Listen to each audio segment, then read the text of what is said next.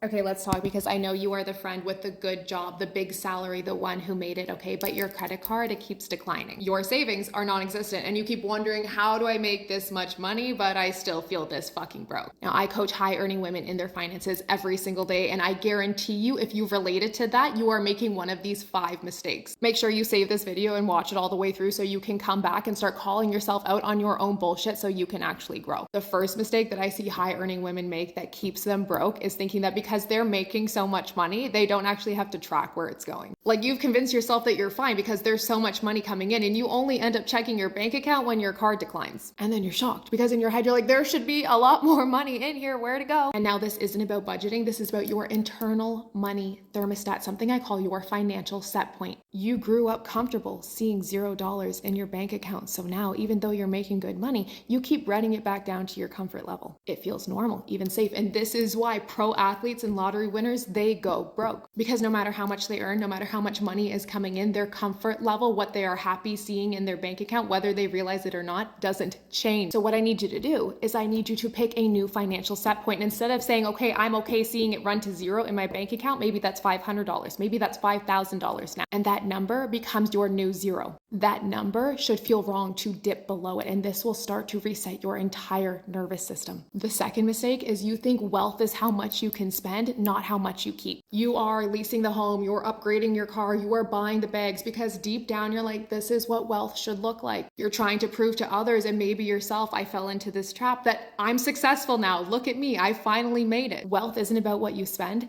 it's about what you keep. How do we measure this? With something called your net worth. This is your assets minus your liabilities. You're going to run this calculation once a year. That is the real number that you need to be tracking, and that number should be growing every year. Your goal isn't to look rich, it's to actually be rich in the bank on paper with investments. Because otherwise, you've just bought yourself a pair of golden handcuffs with that fancy job. Mistake number 3, you think that everything is just too expensive, but it's actually your lifestyle that's eating you alive. You are blaming the economy, but the truth is you've overextended yourself trying to keep up. Your lifestyle expanded with your income, but your investments didn't, your savings didn't. You've upgraded everything except your actual wealth. What do you actually have to show for all those late nights at the office? And now you have already sold your time, your hours, your life in the future to pay for the shit that you don't even really care about having today. What I need you to do right now is audit your fixed costs. Your fixed costs, these are the things that you absolutely have to pay for every month that don't change. Things like your rent and your car payment. The total of those things should be less than 50 to 60% of your net monthly income after taxes. If it's above that, and for a lot of you, I'm going to bet that it is, that is why you don't have the flexibility to save or invest for any of your life goals. Why you make a good salary, but you keep having to say no to doing the things that you actually want to do. The fourth mistake is you keep saying that you're just treating yourself, but in reality, you are self-soothing. You hate your job, you feel burned out, you feel overwhelmed, you feel like you're drowning, so you go out and buy something, anything to take away the pain, to distract you just for a little bit. Not because you need it, but because you are emotionally exhausted. And spending, you're like, okay, this is the fastest way for me to get some dopamine. So what I want you to do is start a money journal, okay? Every time you go to spend on something, I want you to write down what you are feeling in that moment. This way we can actually get to the root cause of what's going on and show you that you're not bad with money, you're not reckless. You're just trying to survive a system that told you that success was the answer to happiness. Mistake number 5, because you are so successful and so smart, you think I should already know how to handle my money. You're successful, okay? You strategize at work, you lead teams. But when it comes to your money, you feel frozen, behind, ashamed. So you don't ask for help. You scroll past TikToks of people talking about financial advice and you say, must be nice, not me. Here's the truth, okay? Wealthy women, they don't wing it. They plan for it, just like you do in every other fucking area of your life. So what's your next step? You need to stop trying to DIY and patch together a system. You need a real system, a real step-by-step. Money isn't something that magically gets better, okay? Stop taking the hope, wish, and pray approach to your life.